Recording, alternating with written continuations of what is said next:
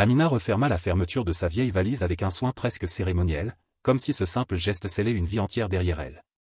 La toile bleue décolorée résistait un peu, témoin silencieux de son âge et de ses multiples réparations. Elle posa un instant la main dessus, et ferma les yeux. Le soleil frappait déjà fort, déversant une lumière crue sur le quartier de terre rouge. Les toitures en tôle grésillaient sous la chaleur. Dans la cour, on entendait encore les coups réguliers du pilon, les voix des enfants courant pieds nus, et les salutations entre voisins. La vie continuait. Mais pour Amina, tout s'arrêtait ici. Elle sortit de sa chambre, sa valise à la main, la gorge nouée. Une brise légère fit volter les pans de sa robe. Devant la maison, une petite foule s'était formée. Famille, voisins, curieux. Certains par habitude. D'autres par espoir. Sa mère l'attendait au seuil, le regard doux mais fendu d'angoisse.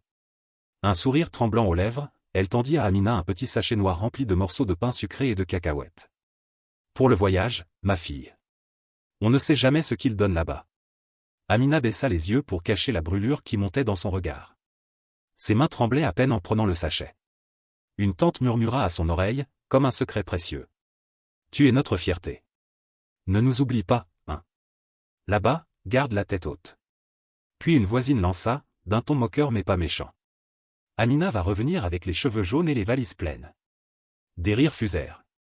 Des mains applaudirent. Amina sourit, mais son cœur cognait. Elle n'avait pas encore quitté le quartier, qu'on l'imaginait déjà transformé. Enrichi. Europisé. Le vieux taxi jaune arriva en soulevant un nuage de poussière. Le chauffeur descendit lentement, l'air fatigué mais habitué à ce genre de départ. Il ne posa pas de questions. Il vit juste une jeune femme, droite, mais profondément écartelée entre l'excitation et la peur. Amina serra une dernière fois sa mère dans ses bras. Longuement. Puis elle se pencha vers son petit frère, encore en short d'écolier. Elle lui glissa une pièce dans la main. Tu achètes des bonbons, et tu penses à moi, d'accord? Elle monta dans le taxi. À travers la vitre, elle regarda les visages familiers qui devenaient flous. Pas à cause de la distance. À cause des larmes qu'elle refusait de laisser couler. Elle aurait voulu dire quelque chose. Mais aucun mot ne suffisait. Alors elle regarda droit devant, le souffle court, la mâchoire crispée. Le taxi démarra. Et derrière elle, le village qu'elle avait connu toute sa vie devint un souvenir brûlant dans le rétroviseur.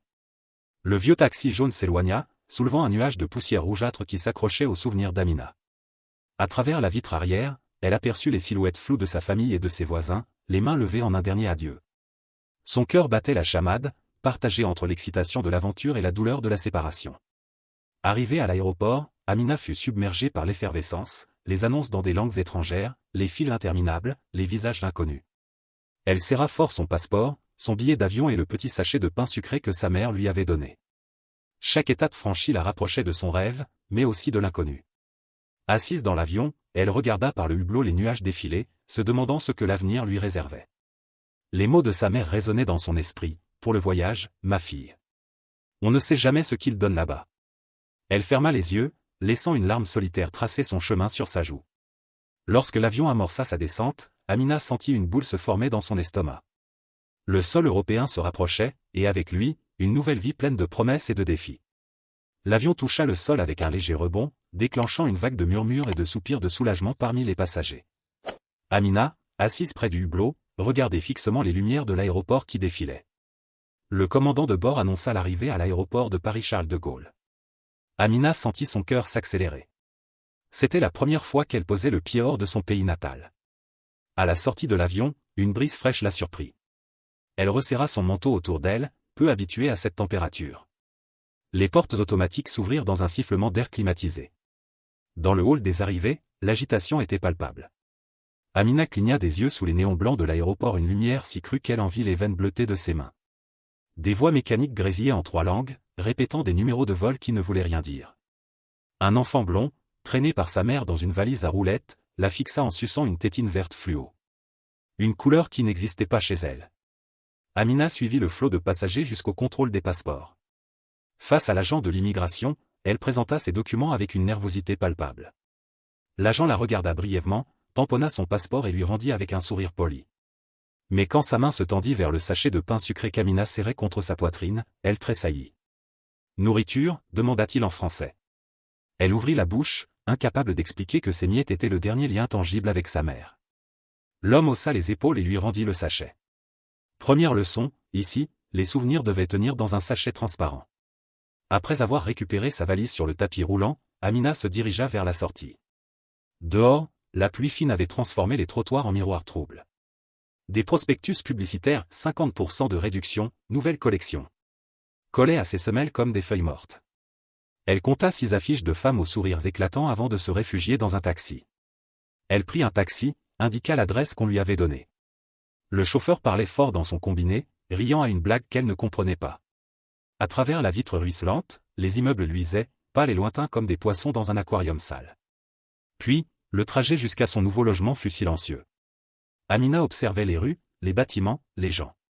Tout lui semblait à la fois familier et étranger. Arrivée à destination, elle monta les escaliers jusqu'au petit appartement qu'elle partagerait avec d'autres. La pièce était modeste, mais propre. Amina referma doucement la porte de l'appartement, laissant derrière elle le tumulte de la rue. La pièce était modeste, un matelas posé à même le sol, une table bancale, une chaise dépareillée. Les murs, d'un blanc défraîchi, portaient les marques du temps. Elle posa sa valise dans un coin et s'assit sur le matelas. Le silence était pesant, seulement troublé par le bruit lointain de la circulation. Elle sortit de son sac un petit carnet, celui où elle avait noté ses rêves et ses espoirs. Elle l'ouvrit à la première page et lut les mots qu'elle avait écrits avant de partir, réussir, pour moi et pour les miens. Les jours suivants, Amina découvrit peu à peu la réalité de sa nouvelle vie. Chaque matin, elle arpentait les rues de la ville, à la recherche d'opportunités, de visages familiers, d'un signe qui lui indiquerait qu'elle était sur la bonne voie. Les passants, pressés, ne prêtaient guère attention à cette jeune femme au regard curieux et à la démarche hésitante. Un après-midi, alors qu'elle se promenait dans un quartier animé, Amina fut attirée par une vitrine colorée d'où s'échappaient des éclats de rire et des rythmes entraînants. C'était un salon de coiffure africain, un lieu où se mêlaient discussions animées, musique et senteurs familières. Poussée par la nostalgie et le désir de retrouver un peu de chez elle, elle franchit la porte. À l'intérieur, l'ambiance était chaleureuse et vivante. Des femmes discutaient, riaient, échangeaient des nouvelles du pays. Amina s'assit timidement, observant la scène avec un mélange de curiosité et de réconfort. C'est alors qu'une femme élégante entra dans le salon, attirant immédiatement l'attention. Elle portait une robe chic, des talons hauts, et un sac de luxe pendait à son bras. Son maquillage était impeccable, et sa perruque parfaitement coiffée. Elle salua chaleureusement les coiffeuses, échangea quelques plaisanteries, puis s'assit non loin d'Amina. Elle croisa les jambes, faisant miroiter ses escarpins vernis. Un parfum sucré, trop lourd pour le petit salon, flottait autour d'elle. Leurs regards se croisèrent. La femme lui adressa un sourire bienveillant. « Nouvelle ici ?» demanda-t-elle. Amina hocha la tête, les doigts crispés sur son sac en tissu, un peu surprise par cette approche. Un sourire enjôleur étira les lèvres de Karine. Elle attrapa une mèche rebelle des cheveux d'Amina entre ses ongles vernis rouge sang. 3 jours. 3 jours, et déjà perdu? Un rire cristallin. Ne t'en fais pas, on l'est tout au début. Moi, quand je suis arrivé de Makolo, je croyais que les bus s'arrêtaient si je levais la main comme à la maison. Les clientes autour d'elle ricanèrent. Amina esquissa un sourire, mais son regard buta contre le sac de luxe posé aux pieds de Karine. Une marque qu'elle ne connaissait que par les magazines. Bienvenue alors. Ce salon, c'est un peu notre maison à toutes. Si tu as besoin de quoi que ce soit, n'hésite pas. Tu cherches du travail, reprit Karine en fouillant dans son étui à cigarette. Oui. N'importe quoi, je suis porte à travailler dur pour réussir. Karine, souriant avec bienveillance, tu sais, la vie ici peut être difficile, surtout au début. Mais avec de la détermination et les bonnes opportunités, tu peux t'en sortir. Amina, hésitante, les mains serrées, je veux réussir, mais je ne sais pas par où commencer. Karine, posant une main rassurante sur son épaule, commence par te faire remarquer. Prends soin de ton apparence, sois confiante. Les gens ici respectent ceux qui se respectent eux-mêmes. Amina, levant les yeux, curieuse, et pour le travail? Karine, croisant les bras, d'un ton encourageant, il y a des opportunités, mais il faut être prête à les saisir. Parfois, sortir de sa zone de confort fait toute la différence. Amina, ferme, le menton relevé, je suis prête à travailler dur. Karine, souriant avec fierté, c'est ce qu'il faut. Garde cette détermination, et souviens-toi que tu n'es pas seule. Elles échangèrent quelques mots, et Amina se sentit rapidement à l'aise. La femme lui parla de la vie en Europe, des défis, mais aussi des opportunités.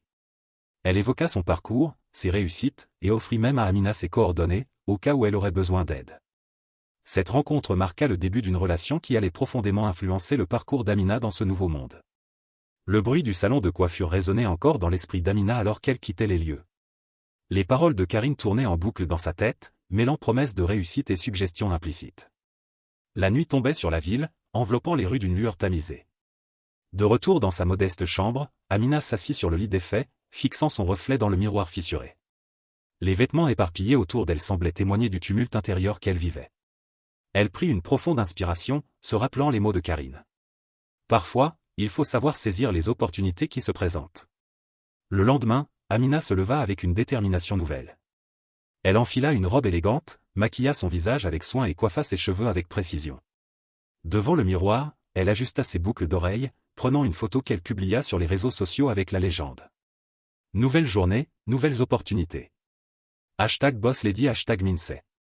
Ainsi débuta sa transformation, mêlant apparence soignée et réalité dissimulée, dans une quête de réussite et de reconnaissance.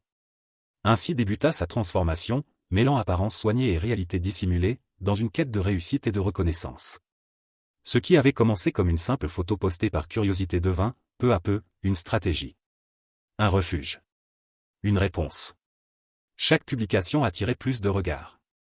Chaque mot soigneusement choisi dans ces légendes renforçait son image, celle d'une jeune femme déterminée, élégante, en ascension.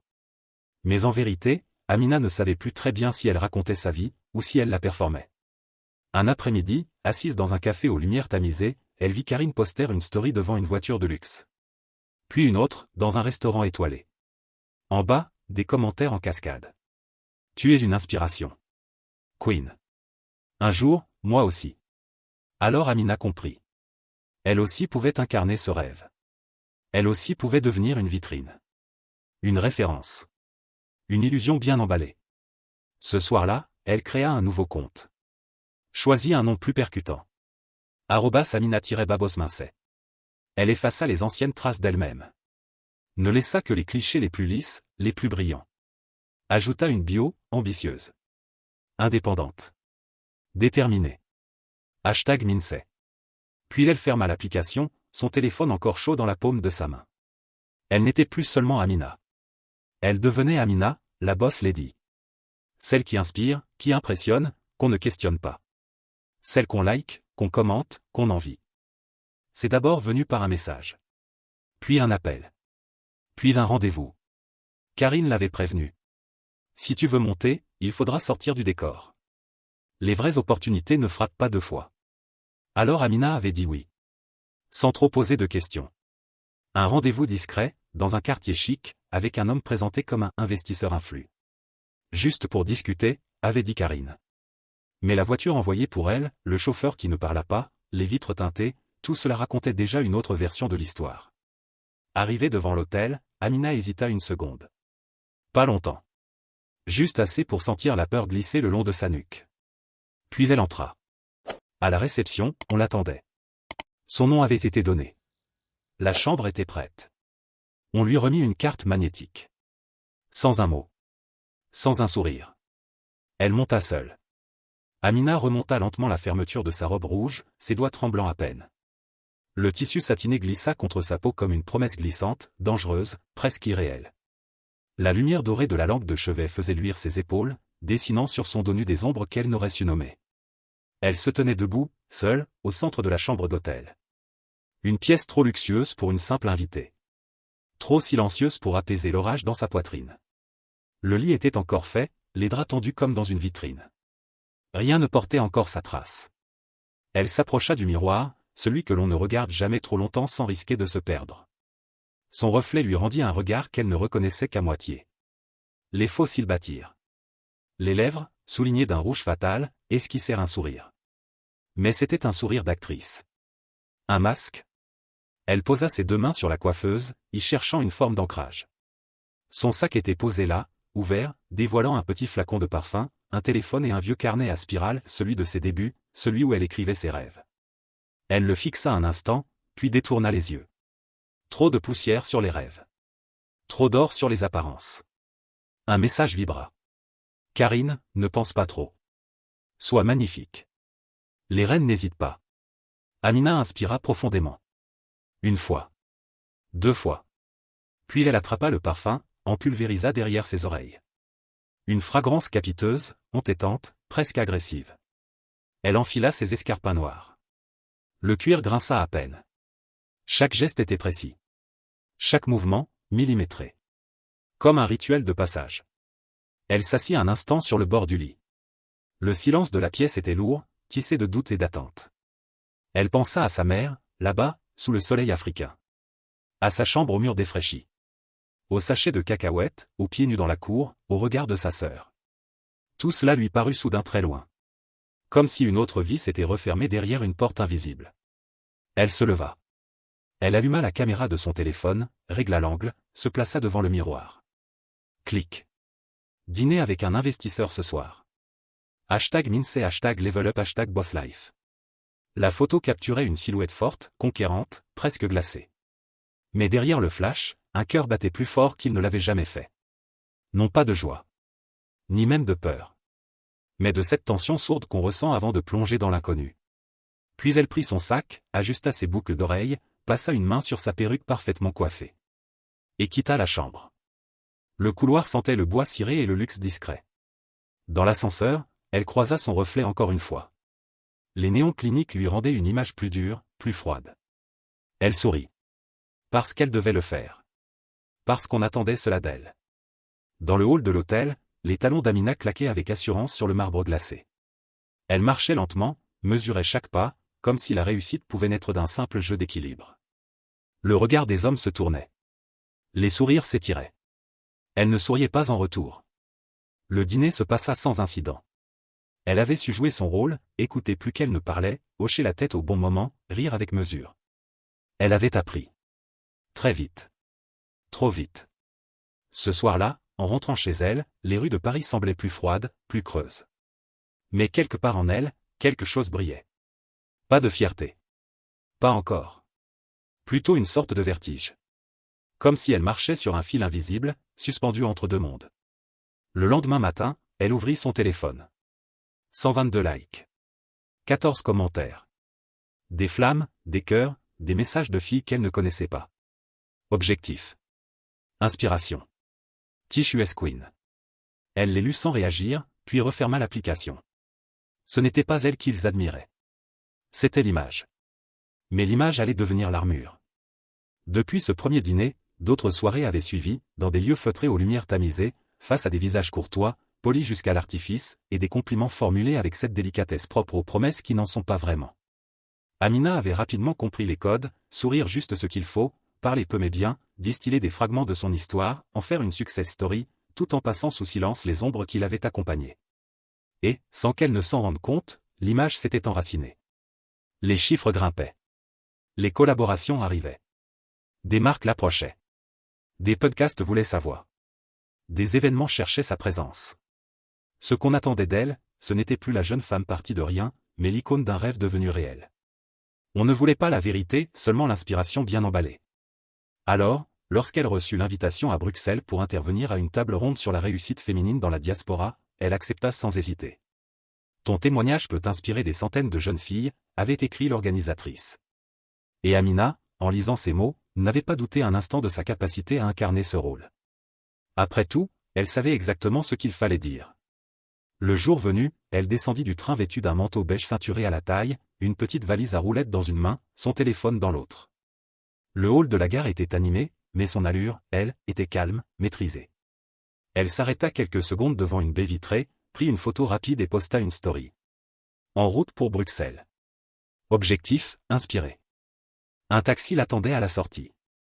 Le ciel, couvert d'un gris uniforme, diffusait une lumière froide sur la ville, mais le visage d'Amina, lui, restait lumineux, lissé par l'assurance qu'elle avait apprise à porter comme un vêtement. Plus tard dans la journée, elle arriva devant une salle des fêtes simple, modeste, aux vitres embuées par la respiration collective d'un public déjà installé. Le bâtiment était banal, presque invisible dans le quartier, mais à l'intérieur, l'attente était palpable. Des visages lui sourirent dès son entrée. On lui tendit un badge, une bouteille d'eau, des mots de bienvenue chuchotés comme des remerciements. Une jeune bénévole lui demanda si elle souhaitait une retouche maquillage. Amina déclina, avec ce demi-sourire maîtrisé qu'elle réservait au moment public. Elle était prête. Ou du moins, elle devait l'être. Une jeune animatrice s'avance vers le micro, légèrement intimidée. Elle sourit, ajuste ses notes, puis lit d'une voix claire. Notre prochaine intervenante est une femme qu'on ne présente plus dans la diaspora. Influenceuse à grande audience, fondatrice de 2 marques, un salon de beauté et une boutique de vêtements, elle incarne la réussite au féminin. Suivie par plus de 400 000 personnes, elle inspire, elle élève, elle transforme. Mesdames, mesdemoiselles, voici Amina Bosse-Mincé. Applaudissements nourris. Certains se lèvent pour filmer. D'autres murmurent son nom comme une légende urbaine. Amina s'avance lentement. Robe ivoire, silhouette assurée, talons nets. Elle s'empare du micro avec douceur, mais fermeté. Elle ne regarde pas ses notes. Elle n'en a pas besoin. Amina, souriant, posée. On me demande souvent comment j'ai commencé. Elle laisse passer une seconde. Une respiration. Puis, avec un demi-sourire. Mon premier salon de coiffure? Il a commencé avec un seul peigne. Cassé. Sans miroir, sans sèche-cheveux, sans fauteuil. J'étais installé dans un coin de couloir, avec une bassine d'eau tiède et une serviette qu'on lavait tous les soirs. Le miroir? C'était l'écran éteint d'une vieille télé. Ma première cliente, je l'ai coiffée gratuitement, juste pour qu'elle sorte dans le quartier, et qu'on me demande, c'est toi qui lui as fait ça? La deuxième, je lui ai dit, bienvenue dans le salon. Elle s'est assise sur une chaise de cuisine. Et j'ai coiffé comme si j'étais sur les Champs-Élysées. Rire complice dans la salle. Astérisque, 3 semaines plus tard, je prenais mon premier rendez-vous officiel. Dans la cuisine. Aujourd'hui, j'ai un vrai salon, un site internet, des clientes qui réservent 2 semaines à l'avance. Mais tout a commencé avec un peigne fendu, un rêve en désordre, et une phrase que je me répétais entre 2 tresses, fait comme si c'était déjà réel. Le reste suivra. Nouveaux applaudissements. Elle marque un temps. Puis reprend, d'une voix plus posée. Mes premières vidéos? Pas de caméra. Pas de micro. Pas de ring light. Juste moi, dans un coin de chambre, avec un vieux rideau beige comme fond. Ma lumière, c'était une lampe de chevet posée sur 2 dictionnaires. Mais j'y croyais. Et parfois, c'est ça la vraie ressource, croire assez fort pour faire illusion, jusqu'à ce que ça devienne réel. Les têtes hochent, les regards brillent. Elle sent la salle avec elle. Amina fait une pause. Légère. Elle observe la salle. Chaque regard posé sur elle est une attente. Une envie de modèle. Une fin silencieuse d'espoir. Elle inspire lentement. Ce que vous voyez aujourd'hui, c'est une image. Une construction. Une vitrine. Mais je ne suis pas arrivé ici avec la certitude que j'y arriverais. Je suis passé par des moments où personne ne me regardait. Où je parlais seul à ma caméra. Où mes posts faisaient 2 likes, ma cousine et moi, avec un deuxième compte. Rire dans la salle. Mais doux, respectueux. Il y a eu des jours où je me suis demandé si je n'étais pas en train de rêver trop grand pour une réalité trop petite. Des jours où je m'asseyais au bord de mon lit, devant ce vieux rideau beige, et où je me disais, est-ce que ça sert à quelque chose? Est-ce que quelqu'un va m'écouter? Mais j'ai continué. Parce que parfois, croire, c'est faire semblant longtemps, jusqu'à ce que les autres finissent par y croire eux aussi. Silence. Elle sourit, un peu plus doucement. Je vous dis ça parce que ce que vous voyez sur les réseaux, ce ne sont pas les moments de vide, les doutes, les matins sans envie. Ce que vous voyez, c'est le cadre. Mais moi, je me souviens de la toile. Elle recule d'un pas. Son ton change, plus vivant. Astérisque, ma boutique? Elle a commencé avec une seule robe. 3 € au marché. Je la lavais la nuit, je la repassais avec une casserole chauffée, et chaque matin je la portais autrement. Une ceinture ici. Un foulard là. Les gens pensaient que j'avais une garde-robe remplie. Un jour, une fille m'a écrit, tu les vends où, tes habits? Je lui ai répondu, oui, ils sont de bonne qualité. Il suffit de passer commande. À ce moment-là, je n'avais même pas de deuxième robe. Mais j'ai cherché. J'ai appris. J'ai osé. Ma première livraison est arrivée dans ma chambre, au milieu de mes vêtements pliés sur une chaise. Aujourd'hui, mes articles traversent les frontières. Mais tout a commencé avec une robe, un mensonge bien placé, et une certitude folle. Si tu veux que les gens y croient, commence par leur donner quelque chose à admirer. Un murmure d'étonnement circule dans la salle. Puis une salve d'applaudissements. Des « waouh », des regards émus. Une adolescente dans le public murmure à sa voisine. Moi aussi, je vais devenir comme elle. Amina sourit doucement. Elle hoche la tête. Mais derrière ce sourire, une petite fissure se creuse. Elle termine son intervention sur l'importance de la discipline, de la présence, du mindset. Elle récite ses mantras comme une incantation. Hashtag travail. Hashtag image. Hashtag impact. Puis elle se rassoit, droite, la main posée sur la table, son sourire intact. Au même moment, quelque part à Makolo. Dans une petite maison en banco, sous un toit de tôle, les voisins s'étaient regroupés autour d'un téléphone. Le visage d'Amina, cadré sous les néons d'une salle de conférence, illuminait l'écran. On l'écoutait religieusement. Ma boutique ? Elle a commencé avec une seule robe. Dans un coin de la cour, sa mère, droite comme un roseau, tenait le téléphone entre ses mains tremblantes. Une voisine lui chuchota à l'oreille, mi-fière, mi-envieuse. Elle parle bien ta fille. Elle est même passée à la télé des Blancs. Les enfants s'arrêtèrent de jouer. Un oncle fronça les sourcils, impressionné. Elle a vraiment dit qu'elle habille des femmes dans 4 pays. Un rire sec éclata du côté de la voisine d'en face. Certaines commencent avec un sachet de cacahuètes, d'autres avec une robe. Mais personne ne pouvait nier, ce jour-là, Amina faisait la fierté du quartier. Des captures d'écran furent partagées. Des stickers avec son visage circulaire sur WhatsApp. Boss Lady d'Afrique. Elle, au moins, elle a percé. Dans les regards de sa famille, un mélange de fierté brûlante et d'un espoir fragile. Car dans cette partie du monde, une fille qui réussit là-bas devient souvent le miroir de tout un quartier. Et ce miroir, pour l'instant, brillait. Plus tard, seule dans les toilettes.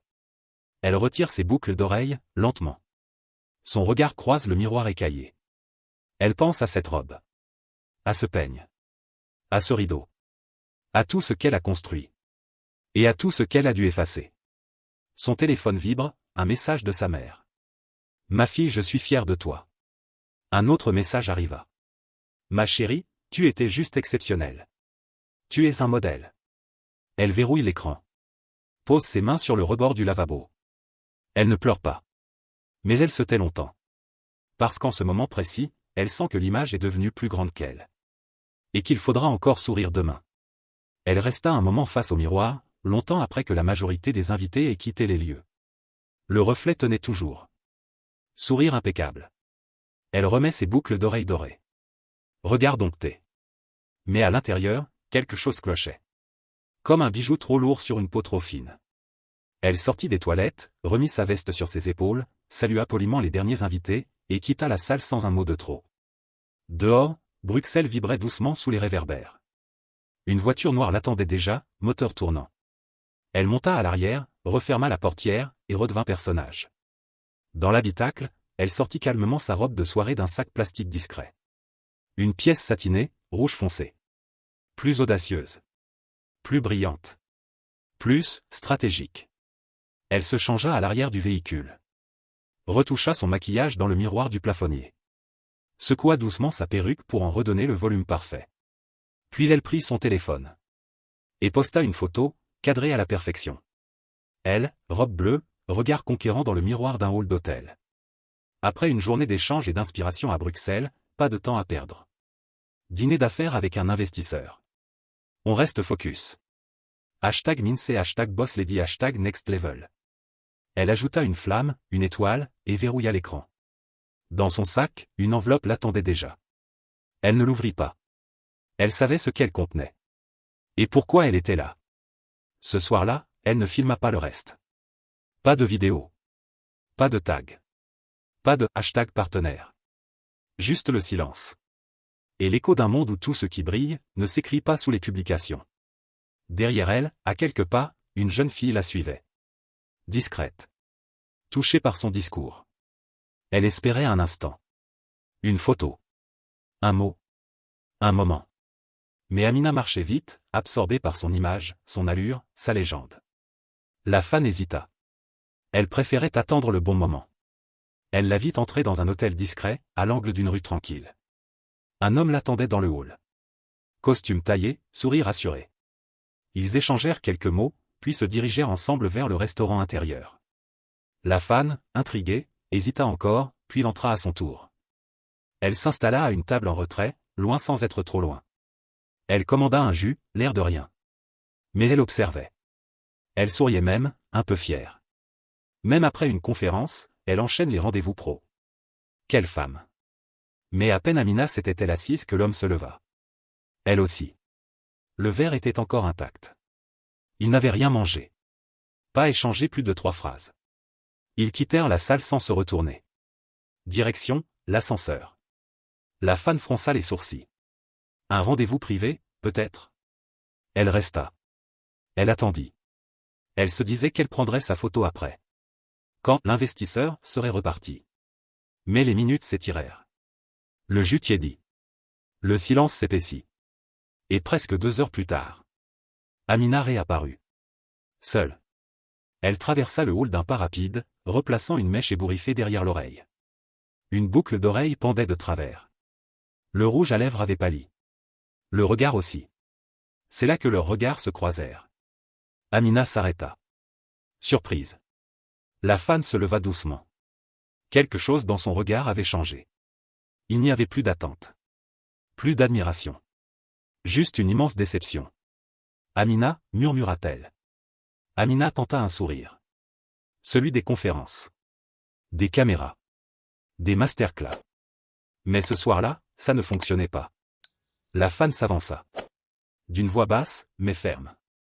Je vous ai suivi parce que vous parliez de force. De courage. D'indépendance. Je voulais une photo. Une inspiration. Mais maintenant. Elle s'interrompit. Une seconde. Son regard se durcit.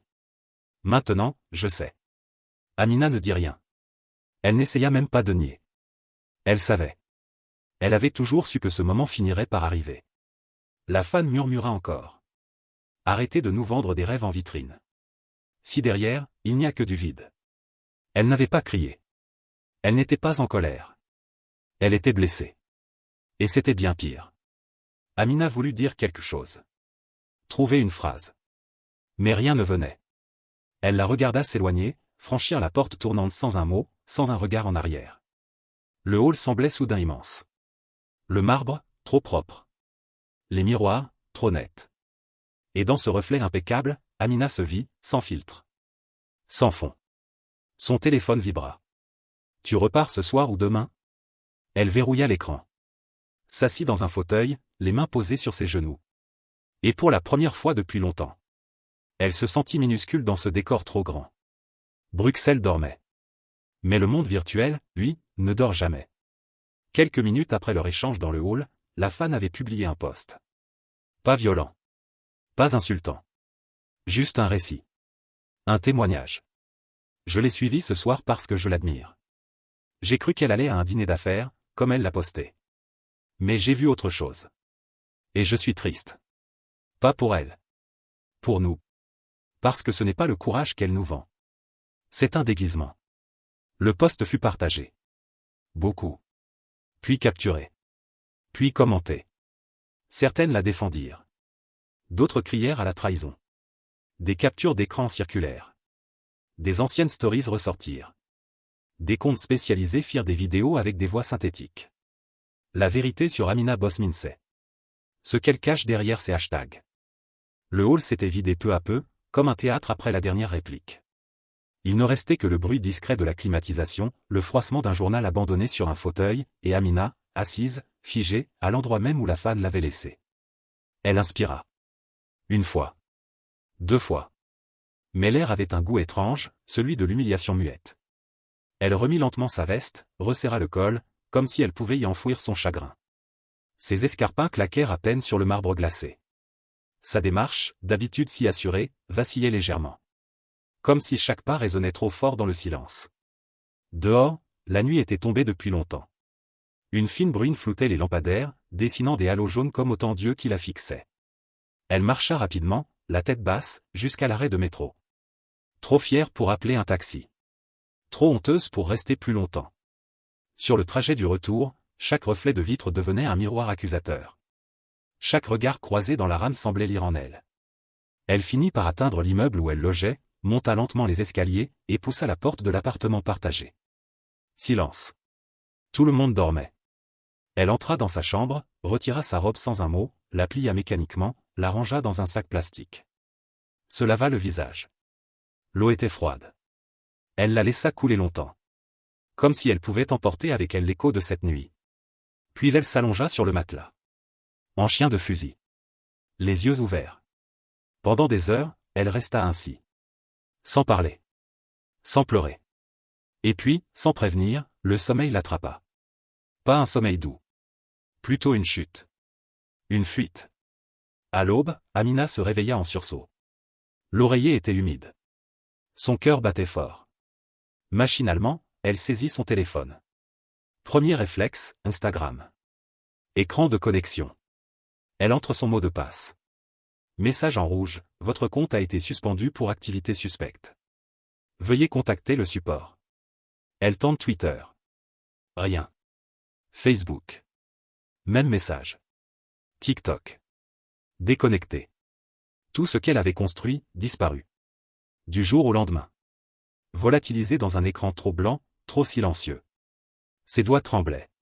Son souffle était court. Pendant ce temps, le monde virtuel, lui, s'emballait. Les blogueurs s'étaient emparés de l'affaire. Certains criaient à la trahison. D'autres à la déception. Amina Bosminsey, le masque est tombé. Quand l'inspiration devient illusion. Storytime, j'ai failli acheter son e-book à 39 €, mais... Les réactions étaient violentes. Massives. Partout. Des voix synthétiques lisaient des tweets avec un ton moqueur. Des montages circulaient, la montrant avant-après, avec une bande-son dramatique. Des extraits de ses discours étaient coupés, remixés, détournés. Et sous chaque post, les commentaires pleuvaient. Elle nous a menti. Je la suivais pour me motiver. Maintenant j'ai juste honte. Une vraie escroquerie du Minsey. De l'autre côté de l'écran, l'organisatrice de la table ronde lisait tout cela avec des yeux écarquillés. Elle envoya un message à son équipe, retirer son nom de l'affiche. Archiver les stories. Stopper les publications. On ne veut pas être associé à ce scandale. Un autre mail partit dans la foulée. Bonjour Amina. Suite aux récents événements, nous avons décidé de ne pas publier l'enregistrement de votre intervention. Merci de votre compréhension. Froid. Administratif. Sans une seule émotion. À Makolo, dans le village rouge de poussière et de regards curieux, la nouvelle arriva vite. Par les groupes WhatsApp. Par les jeunes au cyber. Par les femmes qui riaient devant leur téléphone en pilant le mille. Donc elle disait qu'elle a percé avec une robe, mais en fait c'est les vieux qui l'ont habillée. Elle avait dit que c'était son salon, Et c'est même pas une vraie entreprise. Elle a fait la grande devant les caméras, et maintenant elle nous fait honte. Les captures d'écran passaient de main en main, entre deux éclats de rire étouffés et des soupirs déçus. Même ceux qui l'avaient défendu jusque-là baissaient désormais les yeux. La mère d'Amina lut les messages. Silencieuse. Elle ne comprenait pas tout. Mais les images, elles, étaient claires. Et les regards des voisines aussi. Des regards lourds de jugements non dits. De reproches enroulés dans des silences polis. Elle éteignit son vieux téléphone. Le posa doucement à côté du sachet vide de pain sucré. Puis murmura, comme si Amina pouvait l'entendre au-delà des continents. Pourquoi tu ne m'as pas dit la vérité, Amina? Pendant ce temps, à des milliers de kilomètres, dans le hall d'un hôtel au marbre trop froid, Amina, seule, regardait l'écran de son téléphone s'embraser. Des centaines de messages. Des notifications rouges qui clignotaient comme des alarmes. Des commentaires. Des moqueries. Des menaces. Elle scrollait sans lire. Les doigts tremblaient. Elle tenta de se reconnecter à son compte, mais Instagram l'avait suspendu pour activité inhabituelle. Tout ce qu'elle avait construit s'effondrait en direct. Pas de filtre. Pas de slogan. Pas de rideau beige pour cacher la vérité. Seulement le silence. Et ce sentiment de vertige. Comme si elle tombait. Sans jamais toucher le sol. Dans les rues de Makolo, les jeunes ricanaient. Bosminsey? Maintenant c'est #chute libre. Et pourtant, dans certains regards, il restait un peu de tristesse. Un peu de regret. Comme un soupir collectif. Parce que ce n'était pas juste l'histoire d'Amina qui tombait.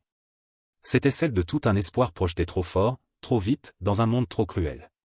La chambre d'Amina était sombre, tirée de toute lumière. Le téléphone d'Amina était posé à l'envers sur la table basse, muet, vidé de ses alertes. Plus de likes. Plus de commentaires. Plus de flammes, ni de hashtags. Juste le silence. Depuis 3 jours, elle n'avait presque pas quitté ce matelas. Son visage n'était plus maquillé. Ses cheveux, noués à la va-vite. Son regard, vide, porté loin. Pas sur l'écran. Sur elle-même. Elle avait lu tous les messages. Pas une fois. Plusieurs fois. Elle avait tout encaissé, la déception, le mépris, les moqueries, la trahison ressentie. Chaque mot l'avait traversé comme une lame. Mais aucun ne faisait plus mal que sa propre voix intérieure. Le 4e jour, en cherchant une paire de chaussettes dans sa valise ouverte, son doigt effleura un objet familier. Un carnet. Vieux, froissé, un peu gondolé par l'humidité. Elle le tira doucement, comme on exhume un souvenir trop longtemps enfoui. La première page la frappa de plein fouet. Objectif, réussir. Pour moi. Pour les miens. Rester digne. Rester vrai. Ne jamais oublier d'où je viens. Sa gorge se serra. Les pages suivantes étaient remplies de rêves simples. Ouvrir un vrai salon. Envoyer de l'argent à sa mère chaque mois. Apprendre le français mieux encore. Acheter une robe à sa petite sœur. Économiser pour retourner un jour, la tête haute. Elle tourna les pages, les unes après les autres, les doigts tremblants. Et soudain, une voix s'éleva dans sa tête. La voix douce, mais ferme, de sa mère. Celle qu'elle avait entendue 1000 fois, là-bas, à Makolo. Ne cours jamais après ce qui brille si tu dois perdre ton âme en chemin. Le mensonge, ma fille, il remplit les poches, mais vide le cœur. Garde la tête haute. Même si tu échoues. Mais échoue en vérité. Ces mots, longtemps étouffés par les bruits du paraître, résonnaient maintenant avec une clarté douloureuse. Elle s'assit. Longtemps. Puis, lentement, elle sortit un stylo. Et au bas de la dernière page du carnet, elle écrivit. Je me suis perdue. Mais je me retrouve. Et cette fois, je tiendrai ma promesse. 7 jours. C'est le temps qu'il lui fallut pour pleurer, penser, écrire, relire, et enfin agir. Le 8e jour, Amina alluma son téléphone. Elle ne chercha pas à récupérer son ancien compte. Elle en créa un nouveau. Nom du compte, @aminavray. Photo de profil, elle, sans filtre. Assise sur le bord de son lit. Un pull simple. Un regard sincère. Et dans la première publication, une légende. Pas en majuscule. Pas en slogan. Juste, ces mots. Je m'appelle Amina. J'ai menti. J'ai voulu inspirer alors que je n'étais pas encore guéri. J'ai voulu briller pour oublier la peur de l'échec. Mais je me suis égaré. Je demande pardon à tous ceux qui m'ont cru, suivi, imité. À ceux qui m'ont aimé pour une image, que je n'étais pas. Aujourd'hui, je repars de zéro. Je vais partager ici ma vraie vie, ma recherche d'emploi, mes galères, mes espoirs, mes rencontres. Pas pour me plaindre. Mais pour reconstruire. En vérité. Et surtout, pour tenir la promesse que j'avais faite à ma mère. Réussir. Mais proprement. Merci à ceux qui resteront. Elle posta. Pas de flamme. Pas de « boss lady ». Mais, un souffle nouveau. Et quelque part, à Makolo, une mère reçut un message vocal de sa nièce. Tata. Amina a posté. Regarde. Elle a changé. Elle parle vrai maintenant. La mère d'Amina alluma son téléphone. Un long moment, elle regarda l'écran. Puis elle esquissa un sourire, timide, fragile. Elle n'avait pas tout compris. Mais elle avait entendu quelque chose qu'elle reconnaissait. La voix de sa fille. Pas celle d'un personnage. La vraie. Et ça, c'était déjà une victoire. Les premières heures après sa publication furent étranges. Le compteur de vues montait lentement. Puis une vague. Puis 2. Les messages affluèrent. Certains, durs, tranchants comme des lames. Trop tard pour faire la sainte. T'as surfé sur le mensonge. Assume maintenant. On t'a vu. On t'a cru. On t'a perdu. Mais au milieu de cette tempête, une autre voix commençait à émerger. Plus douce. Plus humaine. Merci d'avoir eu le courage de dire la vérité. Ton message m'a touché. On tombe tous. Mais se relever, c'est rare. J'ai fait pareil. Pas jusqu'au bout. Mais j'ai menti aussi. T'es pas seul. Des jeunes femmes. Des hommes aussi. Des mères. Des abonnés revenus en silence. Pas pour juger. Mais pour comprendre. Et Amina, cette fois, répondit. À chaque message. Avec ses mots. Ses vrais mots. Elle commença à documenter son quotidien. Une vidéo d'elle dans la cuisine commune, en train de faire des plats à emporter pour une voisine. Un réel sur son entretien raté dans une boutique de vêtements. Une photo de ses chaussures usées, avec la légende, la vraie route est moins brillante, mais elle tient debout. Un petit vlog sur son nouveau boulot, faire des ménages le matin, garder une enfant l'après-midi. Rien de spectaculaire. Mais tout sonnait juste. Petit à petit, elle transforma sa page en un carnet vivant. Un miroir honnête. Elle y partageait ses doutes. Ses petites victoires. Les jours de pluie et ceux de soleil. Et surtout, ses leçons. Le mensonge est un vêtement taillé pour le regard des autres. Mais il gratte, il serre, et il craque au premier mouvement. Le succès ne se construit pas à coup d'apparence. Mais de constance. D'humilité. Et de sommeil qu'on ne trahit pas. Je croyais qu'il fallait être parfaite pour inspirer. Maintenant je sais, il faut juste être vrai. Elle avait supprimé tous les anciens filtres. Son lifestyle? C'était maintenant celui d'une jeune femme debout à 6 heures, qui traverse la ville avec un thermos de thé et un sac à dos. Qui rit encore, parfois, dans un salon de coiffure. Mais qui ne joue plus un rôle. Elle vit moins bien. Mais elle vit mieux. Des semaines passèrent. La foule ne s'était pas totalement calmée. Certains ne lui pardonneraient jamais. D'autres la portaient désormais comme un symbole. Mais Amina ne cherchait plus à plaire. Elle cherchait à construire. Un jour après l'autre. Elle recommença à écrire dans son carnet. Pas pour cocher des objectifs. Mais pour se souvenir. De qui elle est.